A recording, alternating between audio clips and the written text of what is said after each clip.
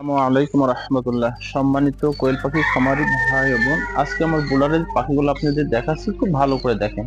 দেখেন যে পরিস্থিতি, আমার প্রত্যেকটা পাখির গা কিন্তু পর্যাপ্ত ভেজা, কিন্তু এটা আপনারা জানেন না যে পাখির গা ভেজা হলেই পাখির শরীর ভিজে গেলে বা বেড গুলাও ভেজা, একেবারে ভেজা, এগুলো হয়ে গেলে আপনারা তৎক্ষণাৎ আপনারা আমাশার অথবা পাতলা পায়খানার ওষুধ দিয়ে থাকেন। কিন্তু আসলে আপনাকে আগে সিমটম গুলো বুঝতে হবে। আপনারা না বুঝে না জেনে যদি কোনো কাজ করে থাকেন, পাখির জন্য অত্যন্ত একটা ধকল পড়ে যায়, ক্ষতি পড়ে যায়। যার জন্য আপনার পাখির সম্পর্কে আগে জানতে হবে, বুঝতে হবে আসলে বেডটা কোন কারণে ভিজলো।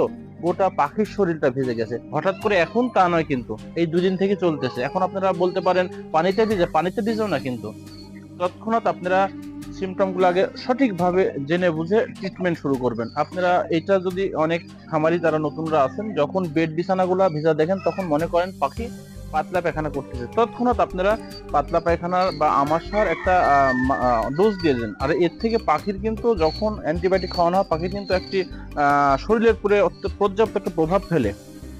তো এটা না, কিন্তু যেটা হয়েছে দেখেন, আমার যতটুকু চেকগার্ড ঘেরা আছে, বাচ্চা তার চেয়ে বেশি হয়ে গেছে।